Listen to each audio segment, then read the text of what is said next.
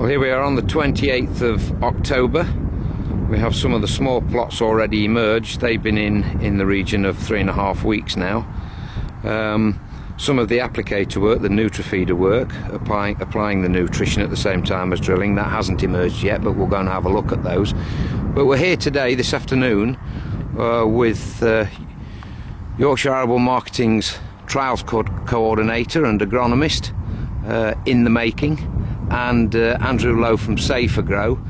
Andrew has commissioned some trials here on this site at Market Wheaton, looking at both foliar and some of the applicator work.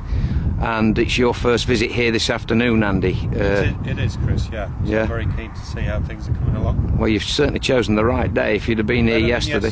Oh, just a little bit, just a little bit. But anyway, part of what we're trying to do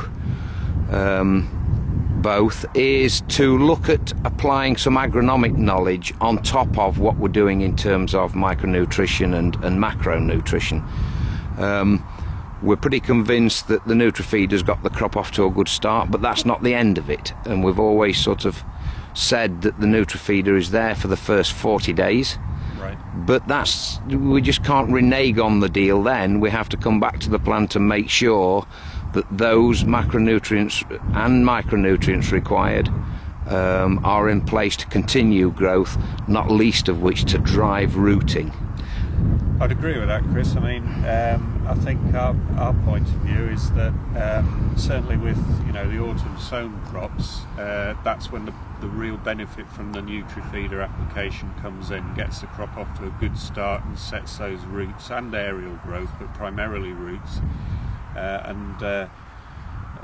Phil, incorporation of things like phosphite in addition to the normal phosphate is vital to that, isn't it? Certainly is. The phosphite is actually no use to the plant itself, however it is a very good element in getting things into the plant, such as phosphate, which can then promote root growth. Yeah, but in addition to that, and the part of the package, if you like, that SaferGrow brings to the party is the minor nutrient package, but we're including in that elements such as sulphur or zinc, manganese, depending on the crop really. We've got trials, obviously here we're with a wheat trial, but we also have trials, don't we, Phil, in the same area on oilseed rape. Yeah, we've got that. Where you'd expand the list to include things like boron and molybdenum as well. So it's putting on major and minor nutrients at drilling to get it off to a really good start, isn't it?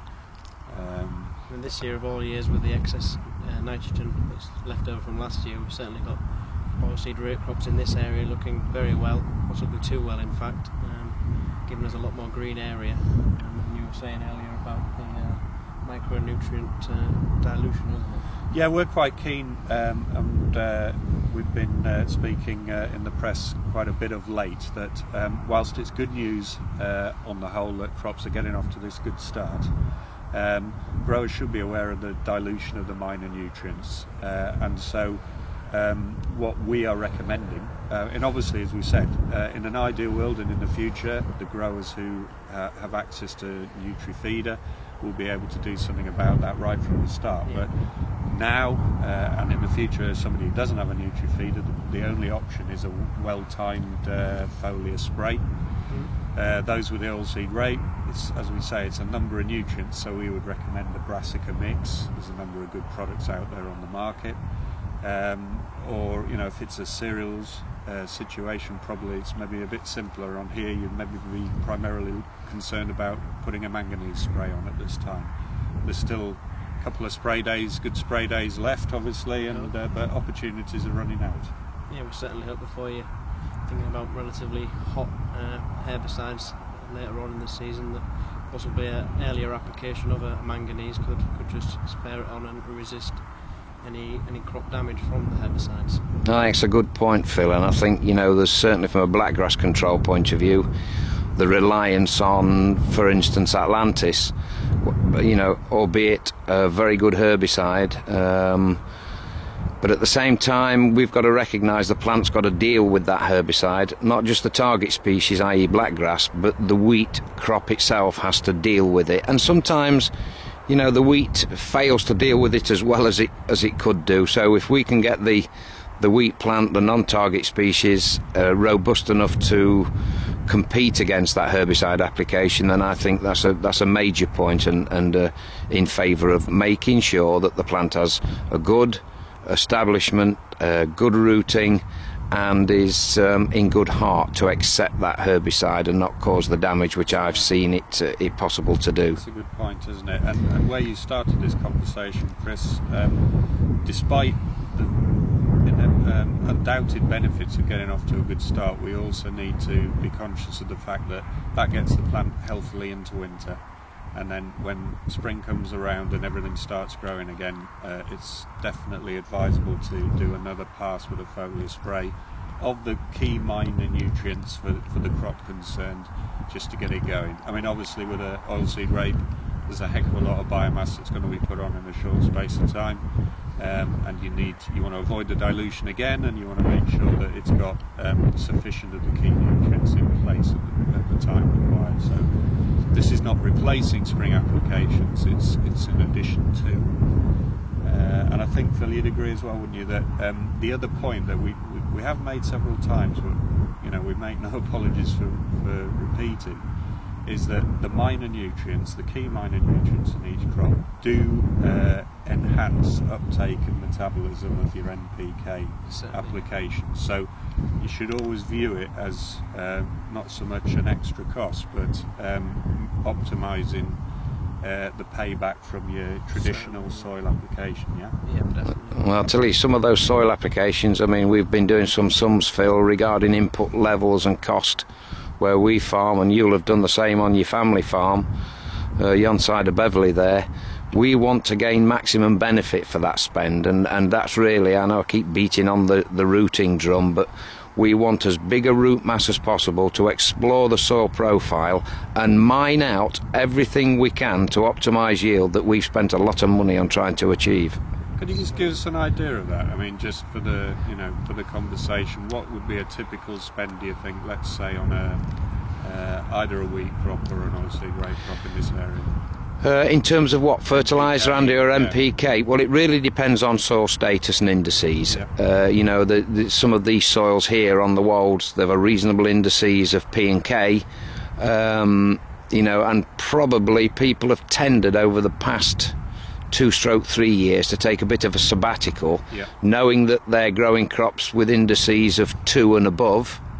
That's maybe going to bite the bum, because they've got to now come back, do a little bit of soil testing, and we're seeing, Phil, aren't we, from some of the soil tests that we've taken, that were 3 years ago indices 2, 2.4, something like that. They took a rest from putting any on because of the price. Yeah. But they've gone down because they've been taken off without replenishment, and that's a dangerous game to play, other than recognise when you have to start coming back in there with P and K. Yeah. Now, you know, that's P and K, still relatively expensive. I'm not a big fan of potash in the autumn. I think the relevance of potash in the autumn is less than at stem extension. Some of these less water retentive soils, you can start losing potash through the soil profile, and the plant will never catch it up if you're not careful. P wants, the phosphate levels want keeping up there, and that drives rooting. Costs, I would say, I mean, if you bought nitrogen early, we did reasonably well with our nitrogen. We bought urea particularly well. Maybe shouldn't give you the price. In fact, I'm not going to. No, just a ballpark, because what I'm keen to do, Chris, is compare that to what a typical application would be for one of these foliars that we're talking about, just to put things in perspective, I think. Okay. Nitrogen, we paid $297. Yeah. Bearing in mind urea is 46%, not 34.5. Yeah. So that was a damn good buy at the time. Probably still is a damn good buy. We need to look at that, solids versus liquids, and it's a, you know, an exercise we need to go through, film, for Carlton and the like. So that gives you a rough price. From a wheat point of view, we're looking at 220 kilos of N, not material, of N. Yeah. So divide 100 by 2.2 1.7, is that right? 46%.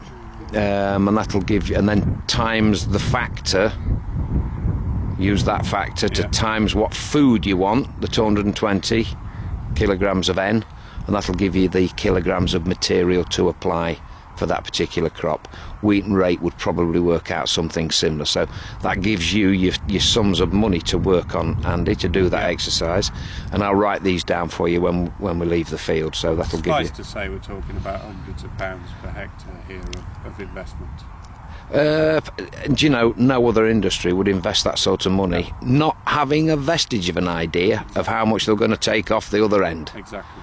And as I say, I think an interesting and important comparison, from your manganese to your brassica mix at farm level, it varies obviously depending on who you're buying it for, but it's £10 to £15 per hectare. Yeah. So for £10 to £15 per hectare spend, you are avoiding this dilution effect and ensuring that the crop has optimum levels of those very important nutrients. I think sometimes calling them micronutrients is a bit of a problem, isn't it? Because people tend to think micro importance, but not only in their direct effect, but in their knock-on effect on absorption and metabolism of the macros, they pay for themselves many times over. Yeah, I would agree with that. The perception people have of micronutrition is only put it on when you start to see the damage caused by deficiency. Yes. And that is so wrong. No. In my opinion, that's not a sales gimmick. That is, if you start to see relatively high levels of, for instance, manganese deficiency, you have lost 10% yield there and then. Yeah. And if you're on some of those light soils, Phil, around home on Spalding Moor, don't even wait to see it. You are going to see it sooner or later. Don't let the crop go backwards for you to bring forwards again. That's poor spend. So that's just one example, but certainly I think the point that you made earlier on, Andy, about this dilution factor, huge canopies of oilseed rape in the main. There are some barer patches where they didn't establish as well, on some heavier ground that we didn't have the rainfall and couldn't necessarily easily generate the tilth, the top half-inch of tilth for rape to come away quickly. But I think in the main, rapes look really good. Feed for what's there. You've got to make that plant work hard now. In that sense, isn't it, Chris? A bit like human health as well. Yeah. I mean, I'm not saying you're a big fat fella, but if I came to you and offered you a 2-ounce steak, yeah, I wouldn't be totally impressed. You wouldn't be totally impressed. No. But look, why don't we move on? We'll have a look at these have a look at our plots. These plots and see what you think from then. Good idea. Okay.